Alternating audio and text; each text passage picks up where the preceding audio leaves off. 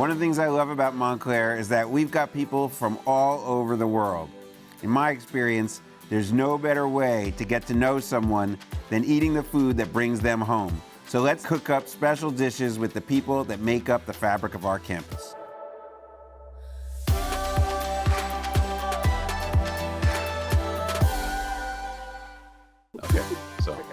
Hi, my name is Jorge Padmore. I'm the Senior Executive Chef here at Montclair State University. I started my culinary journey in San Francisco. Once I finished there, I moved to New Jersey. I began working with Wyndham, and then I moved on through country clubs, and then I ended up in Montclair University in 2014. So this year is my 10th year actually here, and I became a Senior Executive Chef 2 years ago. Today I decided to cook oxtails and shrimp. Now I chose to cook this meal because it's my daughter's favorite, and we spend a lot of quality time over this dish. I can't wait to taste Dr. Koppell's version, and hopefully it meets my daughter's standards. Hey, I'm super excited. Today I'm here with Jorge Padmore, the executive chef of University Dining Services, oversees feeding our hungry Redhawks. What are we going to cook today while we're talking? So today I'm going to cook my daughter's favorite dish, which is Victoria's oxtail and shrimp.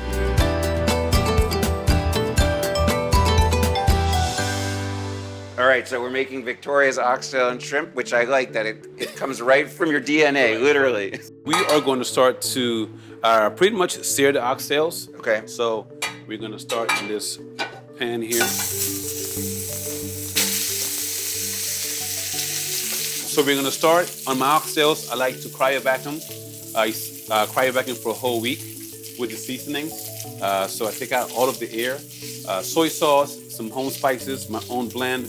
So these have been marinating for a week? Correct. Okay. So when you cryovac them, you take away all of the air. Yeah. So they won't go bad. So it's almost like wet aging versus dry aging. Got it. So now we're just gonna continue to sear the other end, get some of that fat from the... Yep.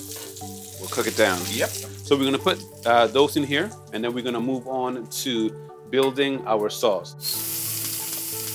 Now we have the sofrito. We're just gonna saute that just a little bit. So were you cooking when you were a kid growing up in Panama? No, I did not like being in the kitchen at all. Oh, really? The only time I went into the kitchen was when my grandmother made cake batter. She would give me a big bowl, and I would just go outside and just sit with the remainder of the batter and just eat it just like that. So when did the cooking passion come in?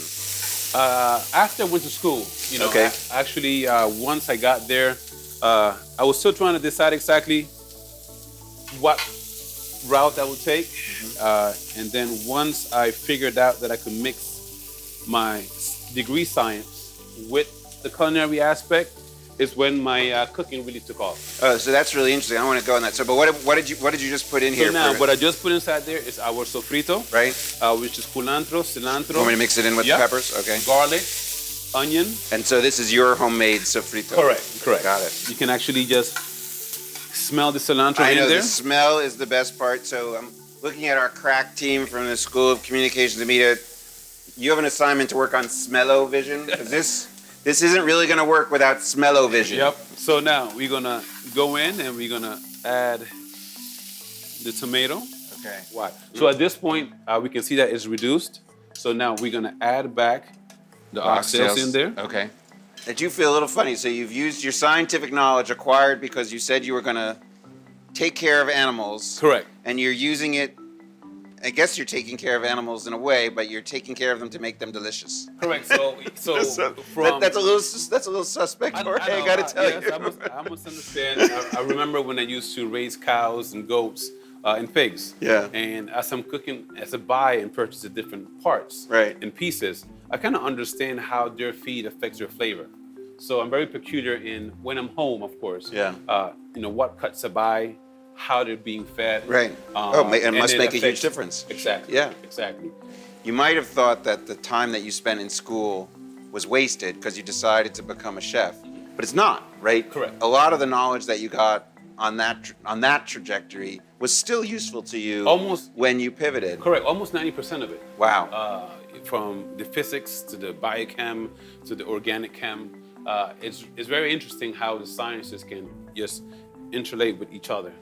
So it was fun. Now we're gonna add a little bit of hot sauce. So this particular hot sauce is one that I created about 4 years ago.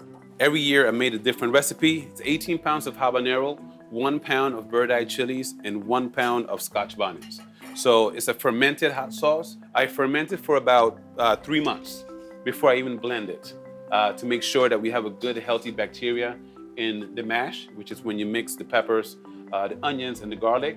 And then from that part, then I blend it, and then I add my own seasoning and spices to it. I bottle it, and then I'll hand it out. So this one is 4 years old. Wow. So A finely aged correct hot sauce. So at this point, I normally just take this and just let it dry out a little bit much. So I'm Okay. gonna just throw that inside of the oven right Okay. now. I normally have the oven about 200 degrees. Okay. So I put it in the oven for about 20 minutes so it dries out a little bit more. And then we'll add a little bit of water and stock and then allow it to braise. Okay. All right, now the next part of the dish is a very simple one. And this one is gonna just include searing some shrimp. Why the choice to be on campus? You're trained to be a chef. You could be in a restaurant. You probably have done some restaurant work. What's the difference between doing campus work as opposed to commercial work? Once I had my daughter, I understood that I needed to have a really work-to-life balance to spend time in being a father. I think it takes. So I decided to go into the institutional or the higher ed because, of course, she's in school. It follows the same schedule. I have Right. time to spend Right. time to be with her, and I wanted to make sure that I was present during those times in which she'll take her first step or say her first dada, Right. or all of those memories that we sometimes miss out on Right. because we're working. The culinary work can be very demanding, very strenuous work. It's not for everyone, and I just said, enough was enough. I did 7 years in New York, in San Francisco.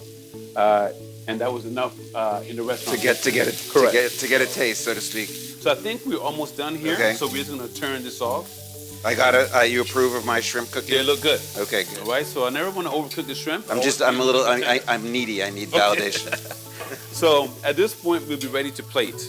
All right. Okay. We have all of our components. Okay. So as you can see, our oxtails. How long would that normally cook? This will be 4 hours. 4 hours. Okay. Add a little bit of this Okay. to keep it moist. Yellow rice. Why would you waste precious room on rice when you could be eating the oxtails? Oh, that looks so good, Jorge. You're used to giving the best stuff to Victoria, I would assume. Yeah, she deserves the best. She's has definitely been a blessing. We're just gonna finish it with a little bit of acid. So now you have a mixture of kind of all of the flavors. Well, I mean, to me, that's a metaphor for what makes our society so interesting. You've got all these different things Correct. coming together, and it allows you to experience in them differently. Correct. Yeah.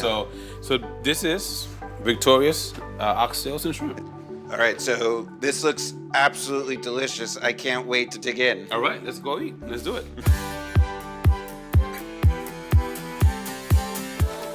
Here Okay, we look at that. go. All right, so now we're eating it right after preparing it, but I bet this is even better if we were to wait a couple days. Yes, anything that's a stew or a braised item always tastes better on the second or third day. So I totally agree with you. But let's taste this on Let's dig in. the first day.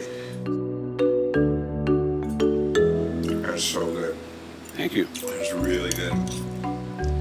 I'm gonna pretend to be sophisticated and eat with a fork, but I think that this is something you do with your hands, right? Yes, my especially the small ones. My daughter would just go in with her hands and just that's the way you properly eat this. Who are we kidding? So what's interesting about this dish is we've got a couple different sort of flavors going on Correct. here, right? We've got sort of the West Indian and the oxtails, but we also have a heavy Latin American Correct. influence. So where do those two different pieces come from, Jorge? So the Caribbean culture that is set in Panama has been heavily influenced by the Latin culture. So in Panama, you will see a blend of all of the West Indians that came over. So now they use some of the local ingredients with their ingredients, which are very similar due to the climate. Mm-hmm. And they blended all of those and made the dishes that you see in front of you, and some of the other dishes that they blended, arroz con pollo, the coconut rice. Having grandparents from all the different islands, every house had a different flavor. So me being the fifth generation, I believe, I was able to kind of see all of these flavors and now put that into our new generation, mixing all of those ingredients together. So being a chef has helped me do that because now I can understand how those flavors play How they fit within together. the cultures, Right. and how to actually put the flavors into the dish without taking away from the culture. So when you taste it, you can say, "Wow, this can be from the Caribbean. This is Well, every Latin America." bite has all of those different pieces in it. So in when I built this dish, so that when we're eating it, it's hitting the culture in your mouth. You can just feel yourself in different places. So Victoria obviously didn't grow up in Panama like you did. No. Do you think that this helps her connect with that history? Yes. So, I spend a lot of time, as far as in food. Food is one of those things that can connect us to our past and keep us grounded in our future. So with her, it was just making sure that she understood these dishes, how they're being made, why do we use a cast iron pan when we do these, why do we brace it, and she's curious. So I want her to taste all of the different flavors. I built some of these dishes that I do for her, so that when she has them, when she's an adult, she can be grounded again and know exactly where she came from. Correct. So, and that's how I use food at home with her. Yeah, well, I think food is powerful in that way, right? Correct. It has a real emotional resonance, and you don't even realize it when you're in it, but years later. Yeah, that's just like I mentioned with my grandmother, when she used to do the cakes. So when I make a cake batter and I give it to my daughter, and she's dipping her hand in the pancake mix, and then she's eating, I'm looking at her and seeing myself, with 35 years grandmother, ago, doing it. Yeah, and it just kind of brings you back to like, wow, I used to do that 35 years ago, and here I am now, looking at my daughter doing that, and I see the zeal in her, the happiness in her eyes. So I can kind of relate and see why my grandmother did it, because she saw the happiness in my eyes when I was in the cake batter. Well, and even you telling me that, it makes it taste even better. I think sometimes it really does. I think sometimes it really does. The history behind something, the thought and the love that's behind a dish, is going to enhance the experience of the guest. It definitely does. So they always say cooking from the heart, right? Yeah. So I think you can't cook, if you cook from the heart, you tell a story. So in my dishes, I like to tell a story. I never cook in a bad mood. So it doesn't come out good? Never. So that is a cooking tip that you will not get on any other show. No cooking in a bad mood. Never. Got it. Okay. Well, thank you for sharing the story with me. I mean, I really do feel like I've gained something, not just a really good meal, but also I've connected with your past and your culture in a way that just makes my day better. I'm glad that you enjoyed it. Thank you very much for having me.